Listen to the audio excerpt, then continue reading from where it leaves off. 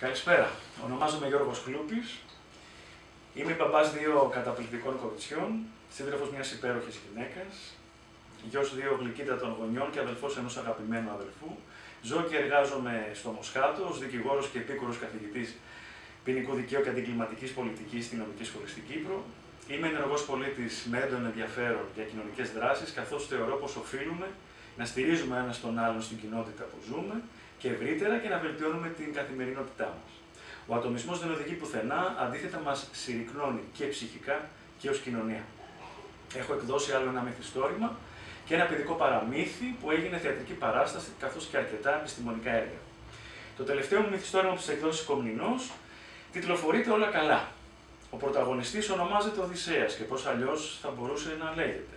Συμβολικό το όνομα, καθώς για μένα η ζωή είναι ένα ταξίδι στο οποίο ο σκοπός είναι να μάθουμε να ζούμε αυθεντικά, να ζούμε τη δική μας ζωή και όχι τις ζωές των άλλων, αλλιώς η ζωή είναι μισή ή χαμένη. Ένα ταξίδι αυτογνωσιακό, με επίγνωση, ενσυναίσθηση, θάρρος, αγάπη, χωρίς φόβο, καθώς ο φόβος είναι το αντίθετο της αγάπης.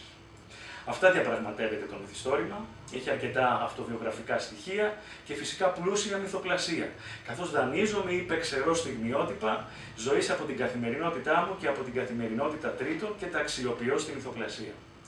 Όπως αναφέρεται στο οπιστόφυλλο του μυθιστορήματος, ο Οδυσσέας Τρανός είναι ένας πετυχημένος δικηγόρος, καθηγητής πανεπιστημίου με κυβερνητική θέση.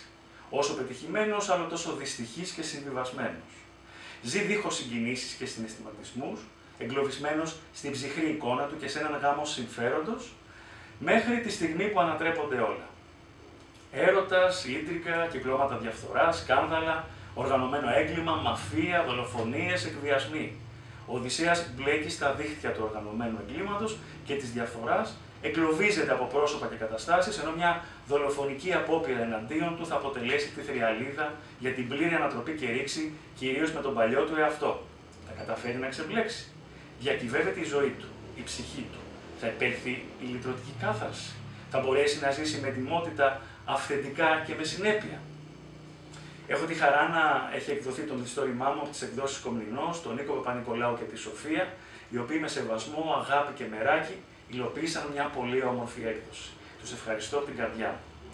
Εύχομαι όποιος το διαβάσει να βιώσει συναισθήματα, να προβληματιστεί, να γελάσει, να συγκινηθεί, με λίγα λόγια να ταξιδέψει. Σας ευχαριστώ.